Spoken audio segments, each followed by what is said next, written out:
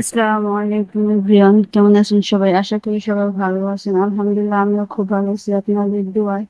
তো আজ আমার ছেলের জন্য মাংস দিয়ে খিচুড়ি রান্না করব। তো তার জন্য যে মুরগির মাংস, টমেটো, আলু কুচি করে নিয়ে এসেছি। তো মুরগির বুকের মাংস নিয়ে এসেছিলাম। তো তারপরে যে পেঁয়াজ কুচি দিয়ে তারপর পেঁয়াজটা ভালো করে একটু ভেজে নিয়েছি। নেওয়ার পরে যে টমাটো কুচিটা দিয়ে দিলাম, টমাটো দিয়ে ভালো করে নেড়ে চেড়ে নিব। টমাটোটা কিছুক্ষণ জাল করে নিব। জাল করে এই যে টমাটোটা আমি গলিয়ে নিচ্ছি, একটু ভালো করে গলায় নিতে হবে। তারপরে যে পরিমাণ মতো লবণ দিয়ে নিলাম। লবণ দেওয়ার পর হলুদ, গোলমরিচের গুঁড়া, এলাচ, তারপর গরম মশলার গুঁড়া ভালো মিশিয়ে দিলাম। মশলাটা ভালো করে কষিয়ে নেব। বাচ্চাদের খাবারটা যত মজা করে রান্না করবেন তারা বাচ্চারা খাবেন। তো আমি ভালো করে পরে মশলাটা কষিয়ে তারপরে যে আলুগুলো আর মাংসটা আমি দিয়ে দিচ্ছি, দিয়ে এখন ভালো করে এটা কষিয়ে নিব।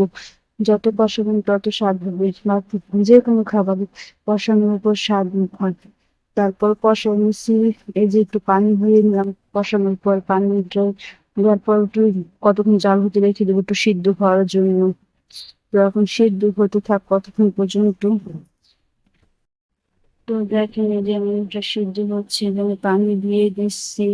তখন সিদ্ধ হবে অনেক। তারপরে যে বলক উঠে যাচ্ছে প্রায়, বলক ওঠার পরে যে আমি ভালো করে নাড়াচাড়া দিয়ে ওটা ভালো করে সিদ্ধ হয়ে গেছে। তারপরে যে আমি এখন যে খিচুড়ি নিয়ে কুকারটা দিব, এটা হচ্ছে রাজমা খিচুড়ি। আমি রাজমা, কয়েক পদের চাল, কয়েক পদের ডাল একসাথে মিশিয়ে তারপর গুঁড়া করে রেখেছি, হাফ ভাঙা করে রাখছি আর কি। এটাই দিয়ে আমি আমার ছেলেকে রান্না করে খাওয়াই খিচুড়ি।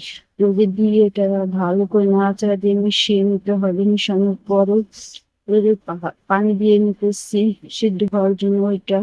ওই যে কত আমার পরিমাণ মতো আমি পানি যেরকম রাখবো আর কি, সেই পরিমাণ মতো আমি পানি দিয়ে নিই। এই যে আমার পানি দেওয়া শেষ। তো এখন আমি কিছুক্ষণ পর চলে আসছি, একটু দেখেন খিচুড়িটা বলক উঠে গেছে। এখন সিদ্ধ হয়নি, তো বলক উঠছে মাত্র। তারপর নাড়াচাড়া দিয়ে নিলাম। ওই তো গুঁড়া নিজে ভেবে যাওয়ারই থাকে, তার জন্য ভালো করে বারে বারে নাড়াচাড়া দিতে হয়।